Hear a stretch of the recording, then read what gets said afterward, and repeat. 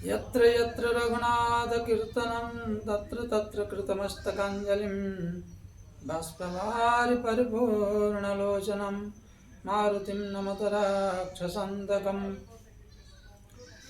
बुद्धिं बलं यशोधैर्यं निर्भयत्वमारुगता जाड्यम्बाकपटुत्थं च हनुमत्स्मरणात् भवेत्। रामकथा के रसिकवर भक्तराजमति धीर आश्वासन लीजिए तेज पुंज कपिवीर आश्वासन लीजिए तेज पुंज कपिवीर आश्वासन लीजिए तेज पुंज कपिवीर। जय जय राधा रमण जय जय माखन चोर जय गोपीचित चोर प्रभु जय जय माखन चोर। सब द्वारन को छोड़ कर मैं आयो तेरे द्वार हे वृषभानु की लाडले नित्य कृपा दृष्टि से मेरी ओर निहार। बोले श्यावर रामचंद्र भगवान की जय। श्री हनुमंतलाल जी महाराज की जय। श्री राधा रमण सरकार की जय। सदगुरुदेव भगवान की जय। श्री ग्राम देवी देवता की जय। क्षेत्रपाल की जय। सभी देवी देवता की जय। श्री गोस्वामी तुलसीदास जी महाराज की जय। अखंड मंडलाकार परात्पर परम ब्रह्म परम पिता परमेश्वर की महती अनुकंपा से हम आप सबको और यहाँ उपस्थित विद्यमान शिव शक्तियाँ एवं भागवत कथा के रसिक जन दर्शक वृंद सबको सिया राममय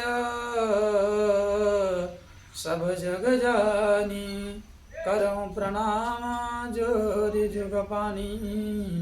सबको नमन वंदन और अभिवादन करते हुए आइए दो बार भगवत नाम करते हैं और हमारी जो पूर्व की चर्चाएं नित्य प्रतिदिन की भांति श्री पावन उपस्थिति हनुमंतलाल जी महाराज जी के शरण में रहकर करते हैं। श्री राम जय राम संकट मोचन वीर हनुमान।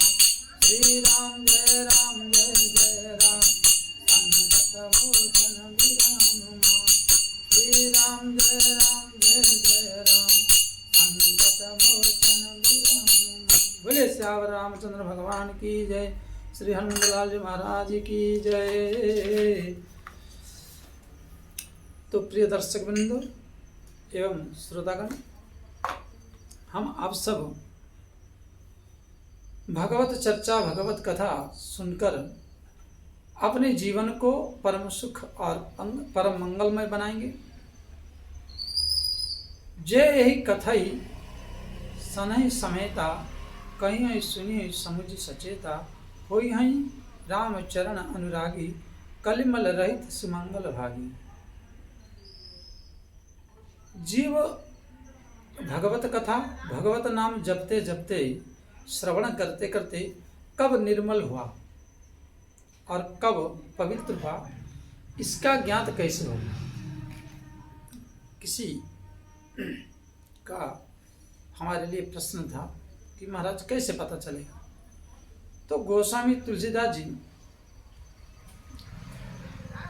पहले ही लिख दिए हैं कि अगर आप भगवत नाम जाप करते हैं, भगवान की कथा श्रवण करते हैं, भगवान की चरित्रों का स्वाध्याय करते हैं, तो जब आप उस चरम सीमा को पार कर जाएंगे और जब आप निष्पाप हो जाएंगे उसका परिचय आप स्वयं जान सकेंगे। बोले कैसे? बोले शांत सुखाय तुलसी रघुनाथ गाथा भाषा निबंध मध्यमांजलमातनोति। बोले जो ये आपकी मन में और आपकी जीवन में कथा और भगवान की भगवत भजन करते करते जब हमारी जीवन की समस्त कलुषित विचारधारा और कलुषता पाप समाप्त हो जाते हैं तो हमारे जीवन में बड़ा ही एक अद्भुत आनंद, शांति सुख प्राप्त होता है। इसलिए नाना पुराण निगमागम सन्मत यद रामायण निगदितम क्वचिदपि दन्यतो। अनेक शास्त्रों का, हरि के चरित्रों का श्रवण करते करते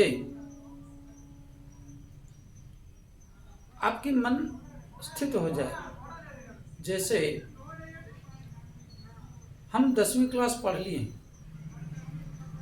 और जब हमारी दृष्टि किसी 10वीं क्लास पढ़ने वाले व्यक्ति को देखते हैं और उसकी जीवन में वो जब जाने के लिए, पढ़ने के लिए इच्छुक नहीं रहता है, इच्छुक ना हो तो हम उसको प्रेरणा देते हैं, मोटिवेशन कराते हैं कि भाई पढ़ ले, क्योंकि पढ़ाई ही एक ऐसा धन है जो कोई चोर नहीं लूटे, खर्चे न खूटे, दिन दिन बढ़त सवायो। अगर बढ़िया से श्रद्धा है, बढ़िया से समझदारी और बढ़िया से गुरु की आज्ञा मानकर हम अपने जीवन में श्रद्धाएं किए हैं तो बोले चोर नहीं लूटे, खर्चे ना फूटे। श्रद्धाई की जो ज्ञान है वो ज्ञान कितना भी अर्जन कर लीजिए वो कभी कभी नहीं होगा। दूसरी बात, उसका जीवन में हर पल, हर घड़ी, हर क्षण उपयोग होगा, परंतु घटेगा नहीं, वो विकसित होगा और आपके जीवन में हर जगह सफलता देगा।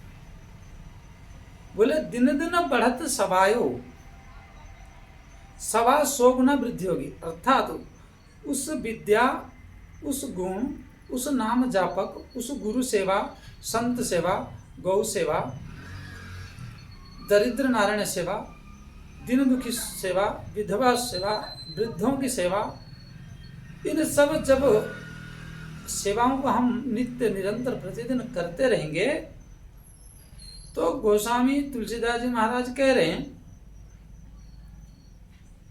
कि आपकी दिन दिन बढ़त सवाय, अर्थात आपकी वृद्धि होते जाएगा, क्योंकि आप सत्कर्म में लग गए। सत्कर्म से आपकी पाप और जो रुकावट, जो आपके जीवन में विघ्न और जो बाधाएं थी वो दूर होने लगा। क्योंकि ज्योतिष शास्त्र के अनुसार जब हम दीन दुखी, दरिद्र और क्लेश से भरा व्यक्ति को देखते हैं और उनके प्रति दया करके हमें जब सुख प्राप्त होता है तो यहाँ शनि एक्टिव हो जाता है। जो शनि दंड और न्याय का कारक ग्रह है, शनि शुभ फल देना शुरू कर देता है, चाहे आपकी कुंडली में कितना भी खराब बैठा हो। बोले श्री सद्गुरुदेव भगवान की जय। तो क्योंकि दरिद्र दुखी जो ये है उनको सेवा करने से शनि इसलिए प्रसन्न हो जाता है, राहु इसलिए प्रसन्न हो जाता है क्योंकि उन्हीं के द्वारा दिया गया दंड है। क्योंकि संसार में अगर 3 ग्रह ना हो तो कोई देवता को मानेगा नहीं। ऐसे कोई भी ग्रह अकारक से बचा नहीं, भाव के अनुसार, राशि के अनुसार फल देते हैं, परंतु विशेष करके जो मार मारते हैं वो शनिदेव है, राहु है, केतु है। यह अगर ना हो संसार में तो मैं लिख के दे दूंगा, बड़े से बड़े धनाढ्य ब्राह्मण को नहीं पूजेगा। जो विराजमान पत्थर और अष्टधातु और फलाना ढिकाना जो कह के उपहास करते हैं, ये कभी इनके पास माथा नहीं टिकेंगे। हाँ, इनकी कुछ दिन चलती है, इनकी भी बल्ले बल्ले होती है, अन्याय करते हैं, खूब फलते हैं फूलते हैं, लेकिन जब इनके ऊपर डंडा चलती है उन अष्टधातु की और जब मार्बल की और जो पत्थर की बनी हुई मूर्तियों में, विग्रह में जो स्थित प्राण है, जो भगवत स्वरूप है, जो वैदिक मंत्रों से ब्राह्मणों ने विराजमान कराए हैं, वो फिर ऐसा डंडा चलाते हैं और इनका उपवास करने का प्रतिनिधित्व कौन करते हैं? शनि। क्योंकि देखिए, किसी भी संसार में ज्योतिषाचार्य हो, ज्योतिषाचार्य, दोनों गुरु 9 ग्रह और 9 ग्रहों में 4 इधर 4 उधर कर दीजिए, सूर्य चंद्र मंगल और बुध, बुध को छोड़ दीजिए, गुरु, सूर्य चंद्र मंगल और गुरु 4 हो गए। इधर इधर शुक्र शनि राहु केतु 4 हो गए। बुध जिसके साथ रहता है उसी की तरह देता है, या तो अकेले रहे तो उसकी अकेले फल जो है वो अलग होता है।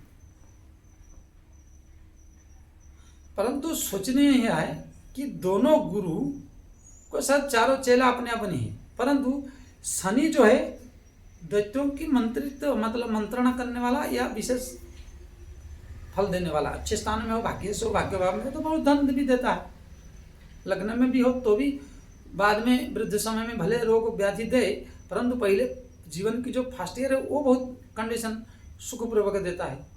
तो शनि और गुरु, दोनों गुरु अगर उत्तम भाव में मीन राशि में विराजमान हो जाए तो जगत गुरु बनाने का स्थिति, या सरकार में हो तो अति नीच घर में जन्म लेने के बाद भी चतुर्थ वर्ण में घर में जन्म ले, चाहे कोई भी वर्ण में ले, वो मंत्री, मुख्यमंत्री आदि या गवर्नर आदि या प्राइम मिनिस्टर या राष्ट्रपति आदि उच्च पद को प्राप्त करता है, दोनों गुरु बैठे।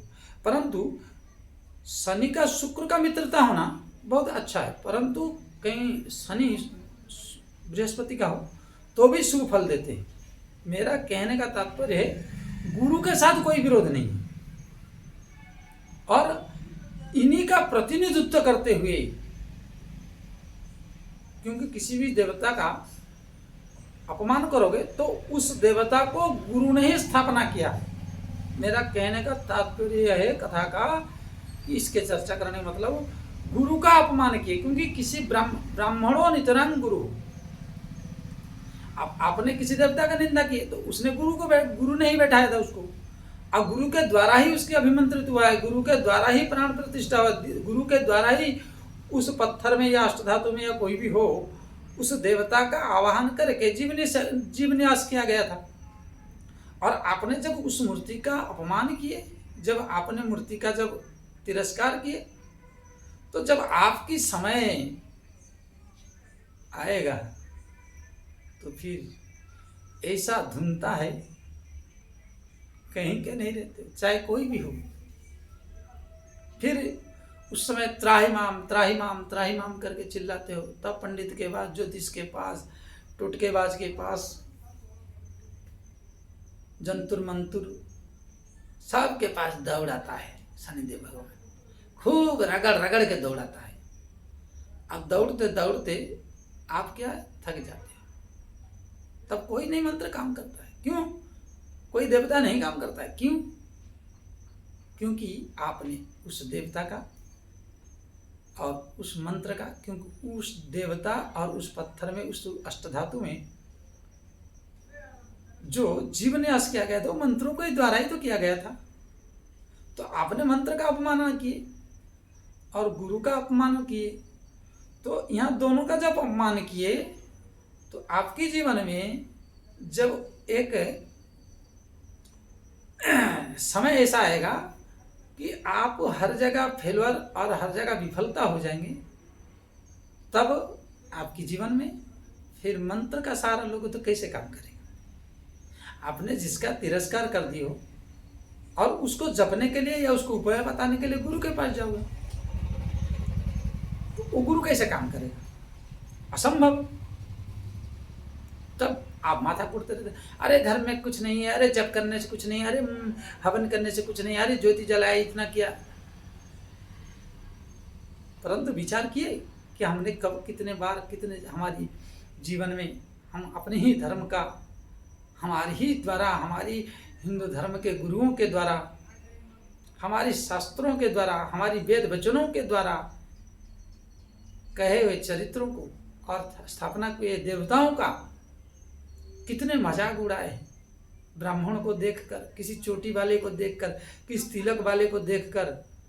देखिए, चोटी तिलक वाला हिंदू होना चाहिए, ये शर्त है सनातन धर्म के लिए, ताकि प्रत्येक गृहस्थ को भी धर्म है।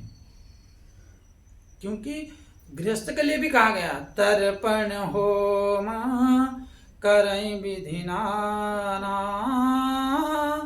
तर्पण होम करई विप्र करई, तर्पण होम करई विधि नाना, विप्र जमाई दे बहुविधि दाना, तर्पण होम करई विधि नाना, विप्र जमाई दे बहुविधि दाना। एक फुल पेंट वाले को भी जो वैदिक सनातन धर्म में है कि तर्पण होम विप्र भोजन कराना चाहिए। और यहाँ क्या है, जो इस वयस में इस तिलक लगा के चोटी रख के छद्मवेशी और वामपंथी, साथ में हमारी हिंदू धर्म के विरोधी कुछ अन्य धर्म के लोग इसमें एंट्री करके इसे वेश को और हमारे शास्त्रों को नीच दिखाने के लिए, नीचा दिखाने के लिए, कुकर्म करने के लिए, जिनको गायत्री का ज्ञान ना हो, जिनको हमारे वैदिक धर्म का कोई भी चीज ज्ञान ना हो, वैसे व्यक्तियों को आप दंड दे सकते हो सनातन धर्म की हर प्रत्येक अन्याय। जैसे कई वीडियो हम देखें, अच्छा लगता भी है कि जो फर्जी साधु बन के या फर्जी वेश बनाकर घर गृहस्थ चलाने के लिए और लोगों को, जनता को लूटने के लिए प्रयास और चेष्टाएं करते हैं, वैसे लोगों को आपको पूछताछ करना चाहिए। ये है हमारी सनातन धर्म की जागृति, और ये है हमारी जो फुल पैंट में हो, चाहे धोती में हो, चाहे हर हिंदू भाइयों से मेरा रिक्वेस्ट है, निवेदन है कि अवश्य आपकी दृष्टि में पड़े, थोड़ा सा भी शंका हो तो पूछिए, गायत्री का या गीता का या रामचरितमानस का, और उसका आईडी चेक करिए। सत्यता को जानना चाहिए ताकि सत्य उजागर हो और हिंदू में जागरूकता हो। ये अभियान बहुत जरूरी है, क्योंकि सिर्फ ठेका मेरा ही नहीं है, हर हिंदू भाई का है। हर उस हिंदू सनातन धर्म के घर में जन्म लेने वाला व्यक्ति वो जन्मजात सनातनी है, क्योंकि उसकी नाभि छेदन से लेकर अंतिम संस्कार तक उसको हिंदू धर्म के रीति रिवाज से किया जाता है।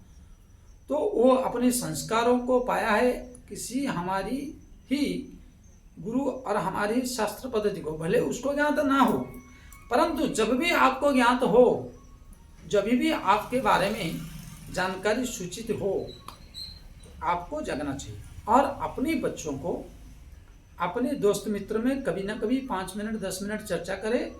और जो इस तरह विधर्मियों ने इस वेश में घुसकर जो भ्रष्टता और अनाचारता और नीच दिखाने के लिए भिखमंगा का वेश बनाकर जो उदंडता करते हैं, उनके प्रति आपका जागरूक होना बहुत अत्यंत आवश्यक है। क्योंकि इतने बड़े भारत भूमि में कोई एक व्यक्ति ही तो ठेका नहीं ले सकता कि 10 व्यक्ति नहीं ले सकते। इसलिए जो जहां पर है, जो जिस स्थान पर है, और ये चैनल के माध्यम से मैं कहना चाहता हूं, इस वीडियो के माध्यम से, कि सबसे निवेदन है सभी सनातनियों से, उन सब पखंडियों को और इस वेश में घुसे आतंकवादियों को ऊपर कड़ी नजर रखें, ताकि ये भी ध्यान रहे हमें हमारे जीवन में कि हम असली व्यक्ति को, ब्राह्मण को उपहास ना करें। देखिए, ब्राह्मण भी सब वेदज्ञ नहीं है, सब शास्त्रज्ञ नहीं है ना, साधु भी सब कोई शास्त्रज्ञ वेदज्ञ हो सकता है, परंतु आप उतना तो जरूर ब्राह्मण कुल में जन्म हुए हैं, तो कुछ तो मंत्र, कुछ तो गीता, कुछ तो गायत्री, ब्रह्म गायत्री, उपदेश, महामृत्युंजय या गीता का कुछ ज्ञान या रामचरितमानस का ज्ञान कुछ तो सुना होगा, कुछ तो याद होगा, या तो फिर उसकी सटीक पता। अंतिम स्थिति है, अगर वो मूर्ख है, उसने पढ़ा लिखा नहीं है, तो कम से कम उसकी सही ठिकाना, उसकी बाप का, उसके घर का, उसके गांव का पता होना बहुत जरूरी है। ये अति अनिवार्यता है।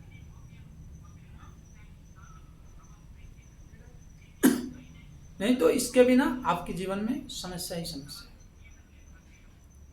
और कहीं देखे कि भाई आप हिंदू हो, लेकिन हिंदू के वेश में दूसरा आके, दूसरे मजहब की लोग आके घुसे और आप उसको गुरु मान बैठे हो, ये तो हमारी बेवकूफ़ता है। तो इतनी जानकारी इतनी होना चाहिए। परंतु किसी सच्चे साधु का किसी मूर्ख होने पर भी, या ब्राह्मण भी मूर्ख होने पर भी, उसका कदापि हमारे द्वारा अपमानित ना हो।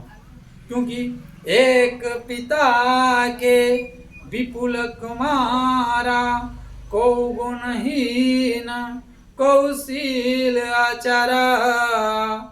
एक पिता के विपुल कुमारा, को गुणहीन कौशील आचारा।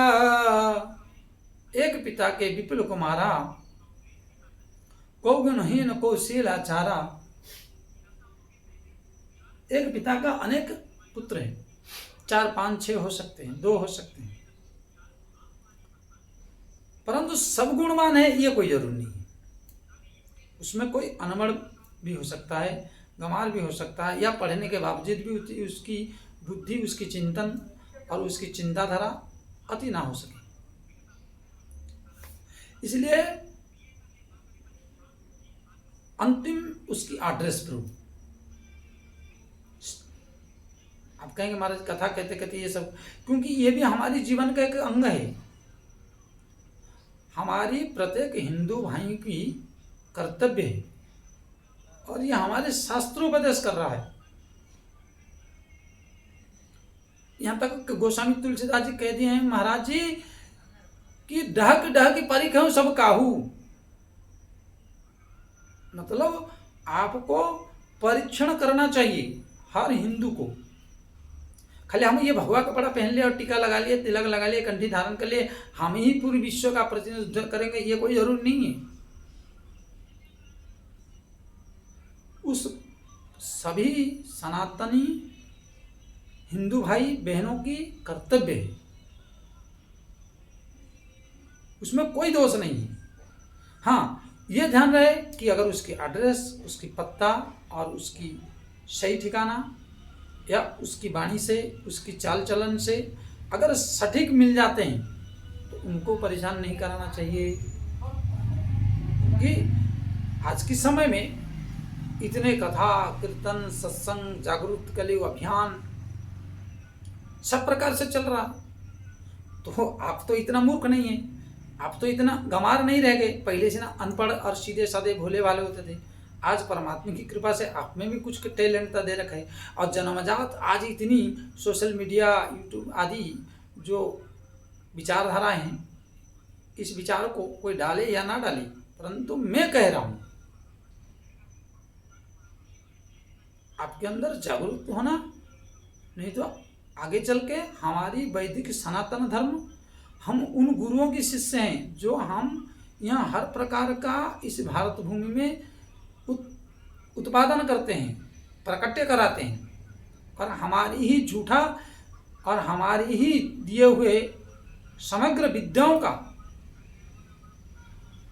ये संसार भुगत रहा है। इसलिए विश्व गुरु कहता है।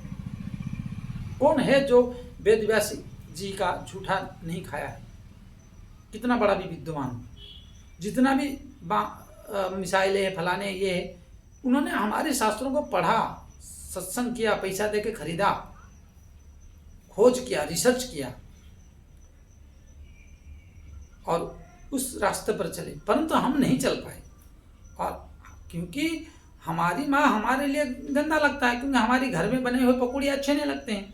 ठेले पे जले हुए तेल में 10 बार 50 बार अंडे मुर्गे क्या क्या छाना होगा, उस तेल में छान के दे दे तो आपको अच्छे लगते हैं। उस तेल का चीज खाने के लिए आपको बड़ा मधुर लगता है। यही तो विडंबना है, यही तो क्लेश है, यही तो कष्ट। और हम जानते हैं, हमारी जानकारी में यह है, ज्ञात में है, लेकिन हम उस आज्ञा को पालन नहीं करते हैं। इसलिए सभी से निवेदन है, अच्छे को छेड़ना नहीं, अर्थात अच्छे को पूछताछ करके उसकी आईडी वेरिफिकेशन करके उसको छोड़ना चाहिए, और दुष्ट को बकसना नहीं चाहिए। अहिंसा परम धर्म, परंतु धर्म हिंसा तथैव च। जो हमारे धर्म के साथ खेला करे, जो हमारी धर्म के विरुद्ध षड्यंत्र करे, जो हमारी धर्म के विरुद्ध रास्ता भटकाने की मार्ग करे, उसको नहीं छोड़ना चाहिए। धर्म हिंसा तथैव च। फिर उसको तो बढ़िया से ढंग से कुटाई करना चाहिए। और आज की टेक्नोलॉजी की ज़माना है ये है, क्योंकि विधर्मियाँ जो बहुत से चाल चल रहे हैं, हर एक दिन नया नया चाल, और आपकी गाड़ी घोड़े बंगले परिवार को कब्जा करने के लिए उनकी हर एक षड्यंत्र। और ऐसे भी तो बच्चे पैदा कर रहे हैं 5-5 डजन। इसलिए आपको जागना है। ये वीडियो सिर्फ इसीलिए नहीं बनाते हैं कि आपकी मोहित करके आपको पैसा लेना है, कि मेरा मोनेटाइजेशन हो जाए, मुझे लोग जाने, इसके लिए नहीं है। हमारी छोटी सी योगदान है। और इस वीडियो को देखकर एक भी भाई मेरे सनातन की रक्षा के लिए अग्रसर हुआ और जागरूक हुआ और पहचानने की कोशिश किया, तो हमारे आज जैसे अच्छे कार्यों के और खुदाई चल रही है संभल आदि में, तो बहुत देखिए कितनी गद्दारों की गद्दारी, इतने बड़ी खेल हमारे साथ खेले। इसलिए हमें गुरुमुखी इसलिए होना है। गुरुमुखी होने पर हम इन सब विधर्मी कुकर्मियों को पहचान सके। हमारे शास्त्र का अध्ययन करने से हमें ज्ञात हो कि ये शास्त्र में यह अमुक मंत्र है, और जन्म से लेकर मृत्यु तक ये मंत्र होना चाहिए, विवाह में ये मंत्र होना चाहिए, व्यक्ति को प्रातः क्या स्मरण करना चाहिए। जैसे सबसे सिंपल है मंत्र कि प्रातः स्मरण, कराग्रे वसति लक्ष्मी, कर मध्य सरस्वती, कर मूले गोविंदम, प्रातः कर दर्शनम, ये मंत्र है। कोई गोविंद बोल देता है, कोई राम बोल देता है, इसमें भेद हो सकता है, लेकिन मंत्र की जो क्रमबद्ध है वो एक ही हो सकता है। इसलिए इन सबको जब आप देखेंगे, समय देंगे कुछ समय, और इन चर्चाओं को जब जानेंगे, तो आपकी धर्मगुरु के वेश में घूम रहा व्यक्ति या ब्राह्मण, जो नितरंग ब्राह्मण गुरु, नितरंग ब्राह्मणो गुरु, वो ब्राह्मण असली है या नकली है, या पैसा लेके कमा कर उसकी भरण पोषण करने के लिए, 4 दर्जन बच्चा पैदा करने के लिए, आतंकवादी फैलाने के लिए, आतंक फैलाने के लिए, कहीं हमारी लूट तो नहीं हो रही। तो इन सबको जब सुनेंगे आप बार बार, हमारे से भी बड़े बड़े ज्ञात और ज्ञानी सत्संगी भगवत प्रिय संत भगवान हैं, सोशल मीडिया पर आज बहुत एक्टिव हैं, तो उन सब का जब करेंगे तो गोस्वामी तुलसीदास जी एक चौपाई लिख रहे हैं, अमी अमूरी माया चूरन चारु, समन सकल भव रुज परिवारु, अमी अमूरी माया चूरन चारु, समन सकल भव रुज परिवारु। हमें गुरुओं के पास क्यों जाना चाहिए? उन वैदिक ब्राह्मणों के पास क्यों जाना चाहिए? अगर नहीं जा पा रहे तो यूट्यूब चैनल के माध्यम से, फेसबुक के माध्यम से जो भी कथाएं हैं, जो भी ज्ञान है, जो भी ज्ञात हैं, उनको क्यों देखना चाहिए, क्यों समय देना चाहिए। बोले अमीय मूरिमय चूरन चारू। चूरन, चूरन कहते हैं जो किसी भी वस्तु को सुखाकर और सुखाकर उसको कूट ले और चूरन बनाकर फांकी मारे। तो इसी प्रकार जब किसी अच्छे वैदिक ब्राह्मण या कोई संत भगवत कथा श्रवण करोगे या इनकी लिंक में रहोगे तो आपको चूरनी की तरह ज्ञान हो जाएगा। कौन सी चूरन क्या है। इसी प्रकार समाज में हमारी धर्म के विरुद्ध षड्यंत्रों को करने वाला और जो साधु का गुण क्या होना चाहिए, लक्षण क्या होना चाहिए, शास्त्रों का लक्षण क्या होना चाहिए, ये क्या है, चूरन है। अब बार बार जब श्रवण करोगे, बार बार जब मनन करोगे, बार बार जब दृष्टिगोचर डालोगे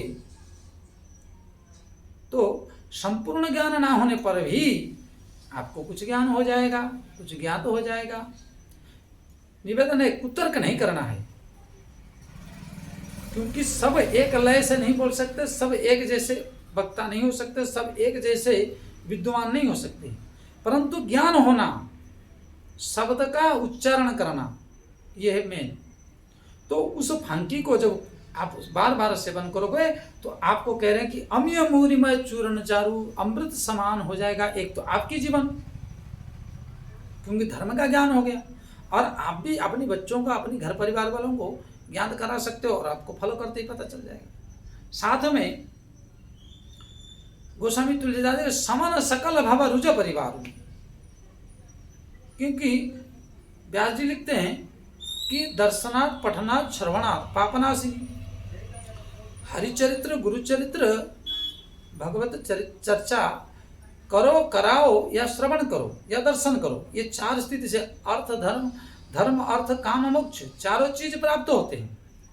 और समन सकल भव रुज परिवार, जो बार बार भव में जो हमें संसार की दुर्गति मिलती है उससे उद्धार मिलता है।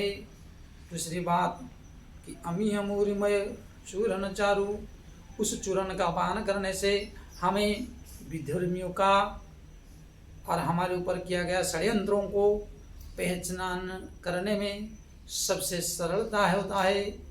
इसलिए गुरु बंदो गुरु पद पद्म परागा सुरुचि सुवास सरस अनुरागा अमीय मूरिमय चूरन चारु समन सकल भव रुज परिवारु।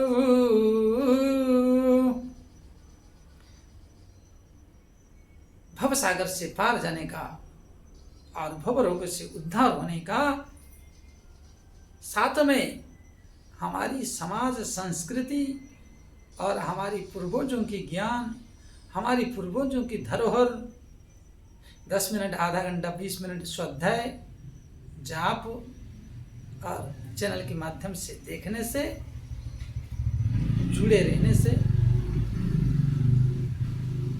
आपके जीवन में परिवर्तित होगा और आप सब चेतना को प्राप्त करेंगे। इसी निवेदन के साथ सभी भाइयों से, सभी हिंदू सनातन धर्म के प्रेमियों से, अवलंबियों से, इसलिए जागने की प्रयास करो और जो जहाँ पर है वो जगाने की भी कोशिश करें। और जाग सकते तभी जब हम स्वयं जागेंगे, जब हम स्वयं चेतनता लाएंगे।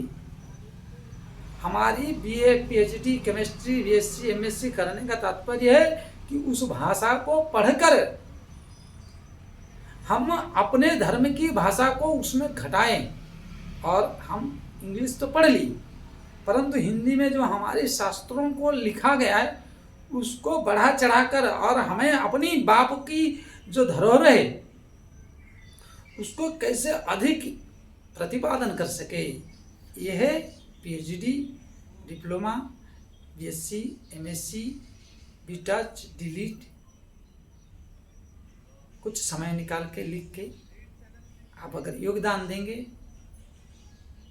जो जहाँ पर हो, जिसके पास जितना सामर्थ्य हो, हिंदू धर्म की नींव को रक्षा करने की तात्पर्य होना चाहिए, लक्ष्य होना चाहिए। 5-5 मिनट अगर देंगे तो भी महीने में 5 पेज लिख जाएगी।